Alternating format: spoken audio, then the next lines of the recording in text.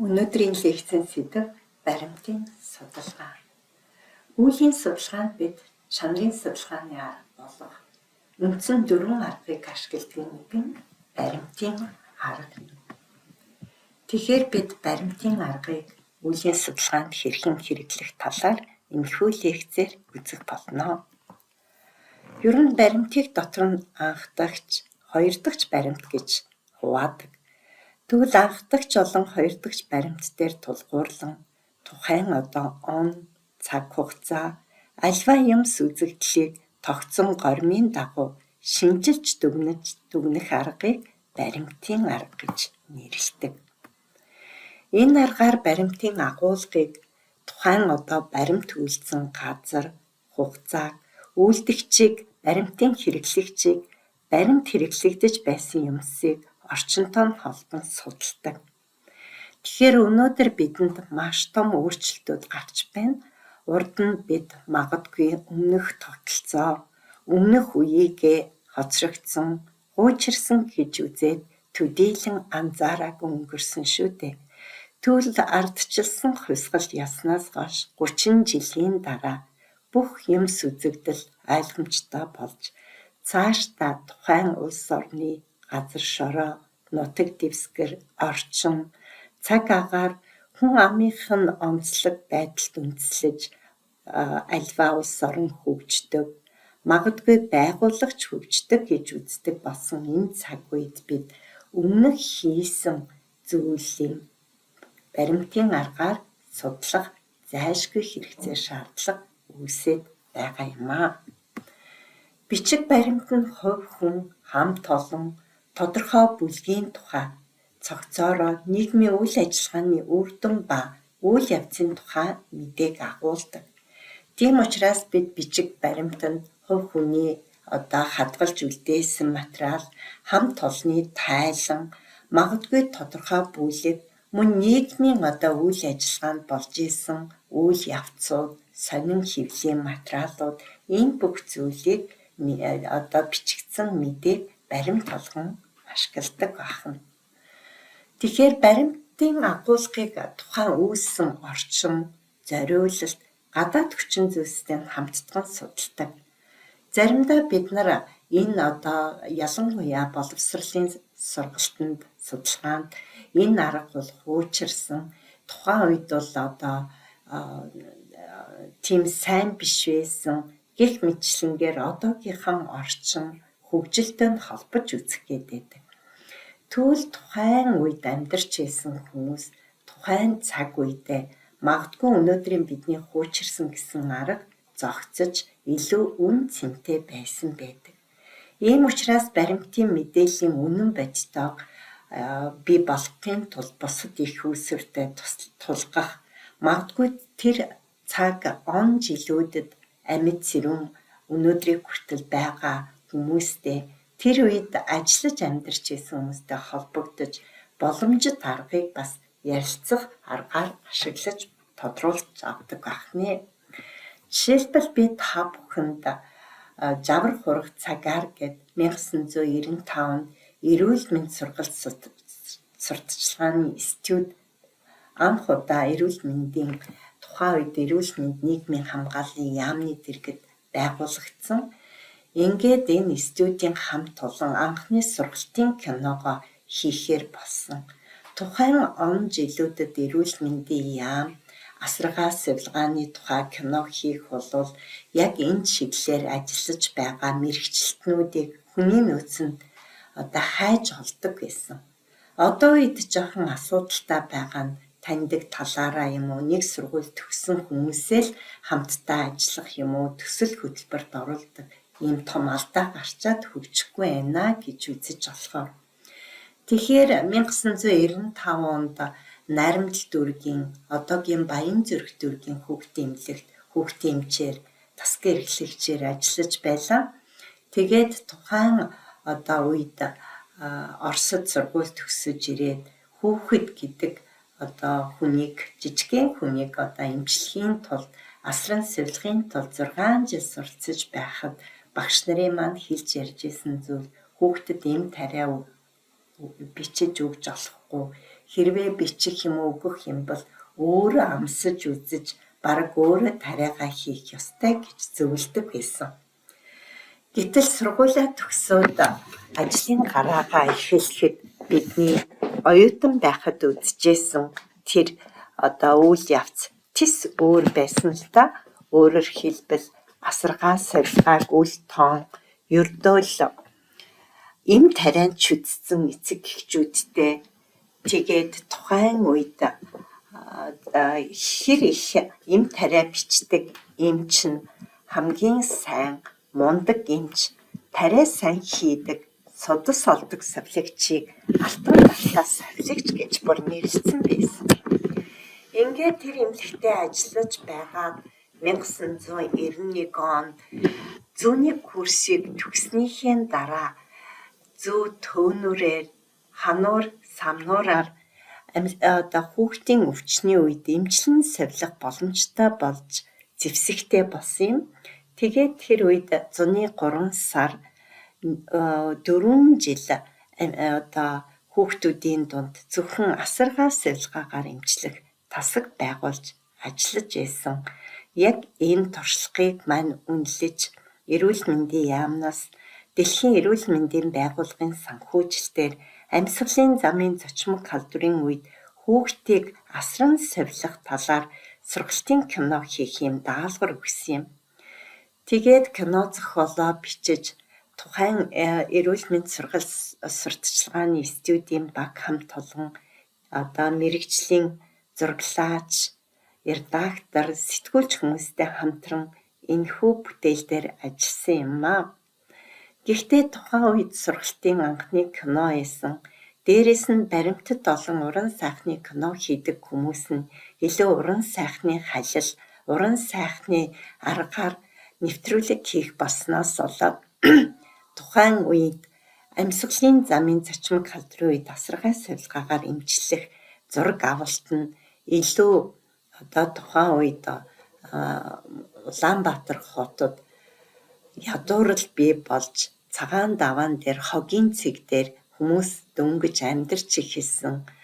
Мөн Оросууд нутаг буцантай холбоотой Оросуудын амьдарч исэн байрууд тоногдсон. Мөн анх удаа хуваараа эрхлэх ийм хүмүүс гутал тослох гэдэг юм ном зарах, ширхгийн тамиг зарах зэргээр одоогийн мөнгөн заяа буюу хүнсний хорийн тэнд байгаа зургуудыг бол авсан зүйлийг та бүхэн энэ киноноос харж одоогоос хэдэн 27 жилийн өмнө Улаанбаатар хот хүн ард нь ямар байсан гэдгийг бас анзаарах ажиглах юм боломжтой гэдгийг хэлье. Тэгээд та бүхэн эндээс орчин тухайн үед л үнэхээр агаарын бохирдол дөнгөж эхэлж исэн.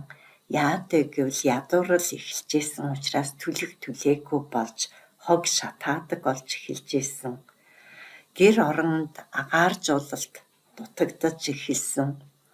За мэдээж хувцас хунар эд бараа цөөн болж гаднаас бараа таваар орж ирэх нь багассан учраас хүмүүсийн өмссөн хувцлалт ихэнх үйлдвэрүүд хаагдсан, ажилгүйдэл бий болсон.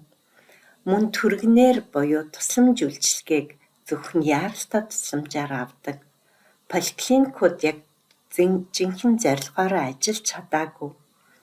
Гэхдээ тухайн үед бол өвөл шиг өвлийн цаг агаар маш гоё хүчил төрөх шигтэй байсан учраас хүүхдүүд гадаа их тоглодог.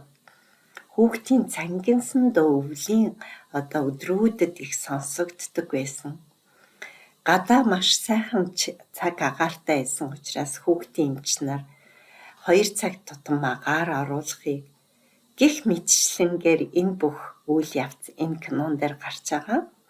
Тэгээд энгийн аргаар асаргаа хийж байсан ээж аав, эмээ өвөө нарын энэ аргыг бид бас энд оруулахыг хичээсэн. Савилгаа гэдэг асаргаа савилгаа хоёрын ялгаа. Савилгаа гэдэг бол нэмэлтээр хийж байгаа үйлдэлүүд, доргилтод дийлэг гэж банк тавих. За тухайн үед бол мөн эмч нарын бичдэг антибиотикууд жаргүй болсонтой холбоотой дураараа антибиотик авч уулгах, халуун бууруулах эмийг замбраагүй хэрэглэдэг болсноос хүндрэх зэрэг олон тохиолдлууд гарч ирсэн.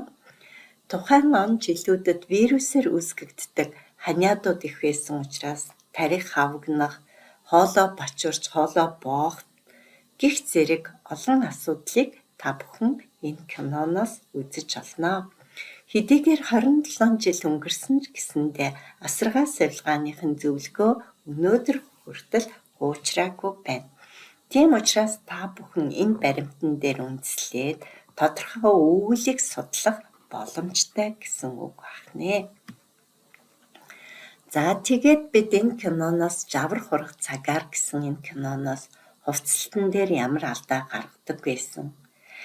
Энэ киноны он цагуудад яагаад ажилгүйдэл бий болсон юм? Асаргаа савилгаа хэр өөрчлөгдсөн талаар эргцүүлж бодоорой. Тэгэхээр агуулгын шинжилгээ хийн гэдэг нь текстээс үн цэнтэй дүгнэлт хийхийн тулд цогц горимуудыг ашигладаг судалгааны аргыг агуулга шинжилгээний арга гэж үздэг байна.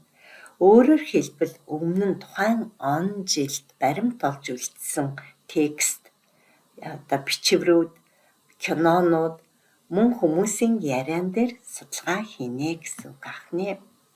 Уламжилт агуулгын шинжилгээний арга нь тухайлсан бичиг баримтыг сонгоод түнд хэрэглэгдсэн үг тэмдэглэгээ тоолж ангилан баримтын төрөл, утга агуулга, онцлог зэргийг нь бас шинжилдэг байсан. Энэ аргаар гол төлөв хэл шинжээчид, монгол хэл судалдаг хүмүүс, утга зохиолын хүмүүс энэ аргыг илүү их ашигладаг. Зохиогчоор нь, сэдвээр нь, эсвэл уншигч хэрэглэгчээр нь тухайлбал тухайн он жилүүдэд хэвлэгдэж байсан сонингуудыг ямар сонинг илүү их захиалж уншдаг байсан, ямар сонин дээр ямар агуулга гарч исэн, хэн гэдэг зохиогч юуны сэдвээр бичиж исэн зэргийг судал шинжилдэг байна. Бичиг баримтын агуулгын шинжилгээг синтетик гэдэг бас аргыг бичдэг. Тэгэхээр синтетик гэдэг нь баримт яаж хэлэгдэж бичигдсэнийг буюу үг тэмдэглэгээний давтамж, төрөл, дараалал, үгсийн сан болон бичлэгийн дөрвөн хэлбэрийг судалдаг.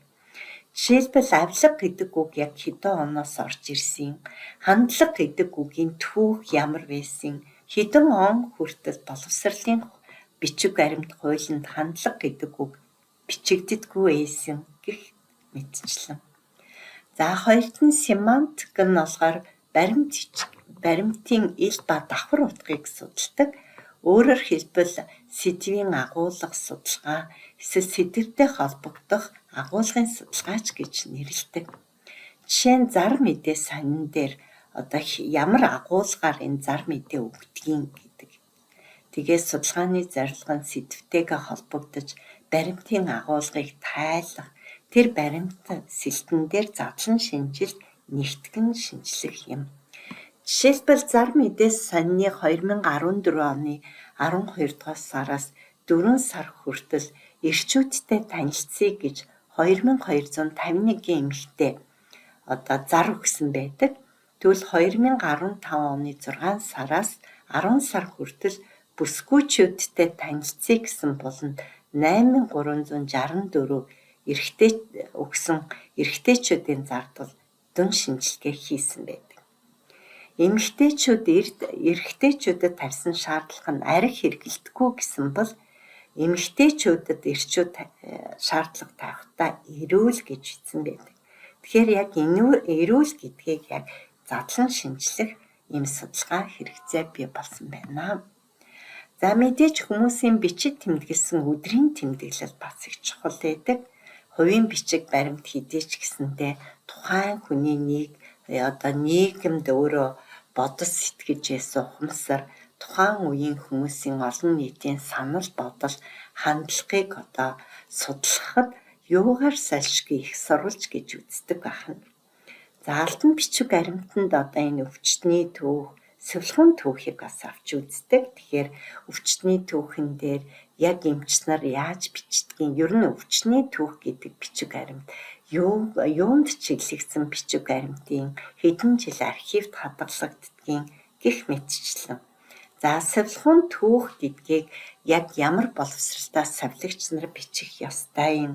Энэ сувилгын түүх гэдэг нь хэр их бодиттой, үр дүнтэй, ашигтай гэдгийг бас энд гаргадаг. За энд жижиг хувийн эмнэлгийн нэг өдрийн тэмдэглэл байна. Жишээлбэл өглөө 8-аас 8:15 эмнэлгээ онгойлгож зарим нэг сурталчилгааны материалаа харж байтал эхний үйлчлүүлэгч орж ирэхийг хүлээсэн. Тэгээд утас дуугарч гэрээр тариа хийхийг хүссэн. Сүүлийн үед ийм тусламж их хүсэж байна. Ийм утас цохиж байна гэж бичсэн байх. Ингээд 9:30-д анхны үйлчлүүлэгч орж ирсэн. Харьцангуй эрүүл хүн зөвлөгөө авахыг хүссэн. Харамсалтай нь энэ хувийн эмнэлэг хэд нарийн мэргэжлийн эмч ажиллаж байгаа учраас тусалж чадахгүй гэж хэлсэн. Өөрөөр хэлбэл үйлчлүүлэгчдийг өрсөлдөгч эсрэг эмнэлэгт алдлаа гэж бичсэн байх нь. Тэгэхээр 8 цагт эмнэлэг онгоогоод 9:30-д анхны үйлчлүүлэгч орж ирсэн боловч тусламж үзүүлж чадаагүй. За дараа нь 11 цаг үед өнөөдөр цөөхөнч үйлчлүүлэгч орж ирсэн. Зарим зүгээр л хаалга онгойлгож эм зардгийг асуусан. 14:30 хоёр үйлчлүүлэгч нарийн мэргэжлийн тусламж авахаар эмчид үзүүлсэн. Нэг нь хяналт хийдийг асуулаа. Өрхийн эмчийн ажлыг асууж байна. 15 цагт эмнэлгээ хаав. Өнөөдрийн үйлчлүүлэгчийн орлогыг тооцов. Тэмч сайн өдөр байсангүй гэж бичсэн. Тэгэхээр хувийн эмнэлэг гэж яг юу юм бэ? Ард иргэдтэй зориулсан юм уу? Эсвэл мөнгө олохыг бодож гинөө гэдэг дээр үнэлгээд үнэлтгэх хэрэгцээ гарч байна. За дараагийн баримт ичгэнд ашигладаг зүйл бол энэ гэрэл зураг байгаа. Нийгмийн судалгаанд ихэвчлэн ашигладаг. Хотын нэг хэсгийг жил болгон зургийг авах, ордог дэлгүүрээ юм уу? Эсвэл гэрийн хоймор, голын тохой, модтой уул зэрэг нэг товлсон зургаа жил дараалан авч айл гэр, хот, нийгэм, байгаль орчинд цагийн аясаар гарсан олон өөрчлөлтийг өгүүлдэг. Жишээлбэл зурагт радио гэж нэрлэдэг бидний одоо энэ телевиз бүр зурагт радио гэж нэрлэдэг байсан байна тийм. Хаана ер нь байрлуулдаг байсан? Хизээнээс анх энэ телевиз айлуудад орж ирсэн? Хүмүүс хэрхэн ашигладаг байсан гэдгийг бас судалгаа хийж болох юм. За баримт цуглуулгахдаа анхаарах зүйлс бол ердөө зургаа хадгалах. Ер нь цаашдаа энэ зургууд бол жинхэнэ баримт болдог учраас хаана хизээ хэн байгааг бол бас бичиж тэмдэглэдэг. Гэхдээ орчин үед бол бид бас зураг бол баг угаахаа болсон. Facebook дээрээ юм уу, мэйл хаягандаа хадгалж үлдээдэг болсон нь нэг талаасаа бас түүх бичгэд боломжийн болж ирсэн гэж хэлдэг. Зарим ховор зургийг магадгүй одоо мэйл хаяг устгах юм уу, фейс дээр асуудал үүсгэхэд бол хуйлж хадгалсан бас илүү оновчтой байдаг. Тэгээд зургаа хадгалахдаа цаашдаа юунд хадгалах, ашиглахын гэдгээ бас бичиж тэмдэглэх ёстой. За жишээлбэл би та бүхэнд 1998 оны 10 сарын 16-нд Ангаах ухааны их сургуулийн тэнхимэн эрхлэгч нарын дунд хийсэн төгсөлтийн дараах сургалтын талаар заах арга зүй үнэлгээний талаар хийсэн семинар сургалтын үед авахулсан зургийг бол харуулж байна. Тэгээд 98 оноос гэдэг чи одоо ердөө 20 хэдэн жилийн дараа, 24 жилийн дараа гэхэд энд байгаа хит хитэн хүндэт багш нар байна, бурхны орон заларсан байна. За залуу гэгдчихсэн багш нар нь дунд игнэнд очисон, дунд игнэнд байсан багш нар ахмадын игнээл очисон байна. Тэгэхээр 20 хэдхэн жилийн дараа хүмүүс нь ч хүртэл өөрчлөгдөж тухайн үед яг юу хэлэлцэж исэн юм бэ гэдгийг бас судлах хэрэгтэй. За бас энэ зураг бол 2008 оны 12 сарын 25-нд ангаахын тухайн үед эрүүл мэндийн шинжилгээний одоо их сургууль дээр бид багш нарын дунд энэ problem based learning буюу асуудал зорилт суралцах уу гэдэг энэ сургалтыг бол анх зохион байгуулсан. Тэгэд анх анагаах ухааны их сургуулийн одоо эмшүүсийн төв байрны 321 тоо төрөөг тухайн үед одоо сургалтын албан дарга зүйчээр ажиллаж исэн оюун засаг багштайгаа нийлж энэ олон ард дагаа одоо поструудыг хэвлүүлж нааж исэн санаанд орж байна. Тэгээд энд бол тухайн 5 бүрэлдэхүүн сургуулийн багш нараас сонгон шалгаруулалт хийхээр зарлал явуулаад ингээд анхны сургалтаа эхэлж исэн. Одоо эргээд энэ сургалтанд хамрагдсан 16 багш нараа эргээд харахаар анагаах ухааны доктор болсон байна, дэд профессор болсон байна, өндөр албан тушаалд очсон байна. Зарим нь тэтгэртэй гарсан байна. Тэгээ энд бол бас манай одоо тэнхимийн багш нар фасилитатораар бас оролцож исэн. 2008 онд анагаах ухааны их сургуулийн дэргэд ажиллаж исэн. Одоогийн манай харилцааны ур чадрын тэнхим нь Совилгын тэнхим нэртэйгээр үйл ажиллагаагаа явуулж исэн. Түүхэн баримтыг та бүхэн энэ зургаас олж анзаарах нь тэгэхээр энийг судлана гэсэн үг ахнэ. Баримт гэдэг бол нотлохонд суурилж хөгждөг. Тэгээд бид илтгэл тайхтаа ялангуяа ханны илтгэл буюу постэр гэдэг бол маш үн цэнтэй бүтээл болдог. Аман илтгэл бол бид одоо ингээд яриад өнгөрчдөг. Тэгвэл ханан илтгэл бол ингээ ханы илтгэлээр магадгүй коридордоо юм уу өрөөндөө магадгүй хүмүүс сонирхуулж хизээч энэ ханы илтгэлээ харуулж хүмүүс танилцаж болох нь. Тэгээд асуудал зорилт суралцгаа олон улсын хуралд оролцож авахд гол төлөв юм баримтын аргаар маш их судалгаа хийгддэг. Тэгээд энэ street physician гэдэг гудамжинд ажиллах эмчийн оронтойг бий болгосон нэгэн эмчийн түүхэн баримтыг бол харуулсан ийм зургаас та бүхэнд үзүүлж байна.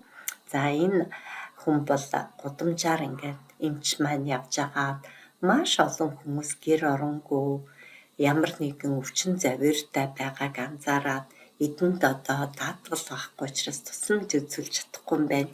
Энэ хүмүүст эмч гэдэг энэ эрхэм одоо зорилгынхаа өрөнд туслах хэрэгтэй юм байна гэд эхлээд цагаан халаадаа өмсөөд чагнуураа зүгээд одоо гудамжинд одоо гэр орон амьдрах газар байгаа хүмүүстэр очиж тусламж үзүүлсэн байдаг. Хүн гэдэг бас хэдийгээр ядуу зүдэ амьдарч чаач гэсэндээ одоо гоё хувцастаач гэдэг юм уу боловсралтай дээрээс нь бие сайхан авч байгаа хүмүүсээс их цэрэгдэг юм байна л да. Энэ нас ичиг химийг сэтгэл санаа зовх яагаад би ийм байдалтай амьдарч байна гэдгээсээ бусдад харуулахгүй байхыг хүсдэг юм байна. Тэгээд анх тусламж үзүүлэх байгаа эмч мэрэгчлэтнүүдэд зүгээрээ надад өгсөн завсан зүйл алга гэж хэлдэг. Тэгээд энэ эмч яг энэ хүмүүсийн дүрд хувираад энэ хүмүүстэй хамт амьдарч өөрсдийнх дээр оромж гадаа одоо хамт яг ийм хүмүүстэй ижил төвшөнд очижээж тусламж үйлчилгээ үзүүлж чадсанараа өнөөдөр Америкийн нэгдсэн улсад street physician буюу гудамжинд одоо зөвлөгөө өгч тусламж үзүүлэх эмч гэдэг оронтойг бий болгож чадсан гэдгийг энэ одоо үзүүлэн зургаас бол харж байна.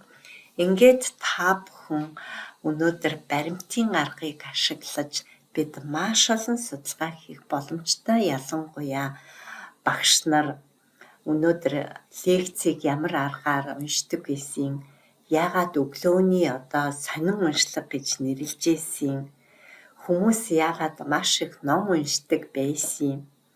За өнөөдрийн энэ гар утасны ачаар бид бас сошиал дижитал ертөнцийн ачаар бид өмнөх үеийн лекцүүдийг хүртэл баримтжуулах бүрэн боломжтой болчлоо.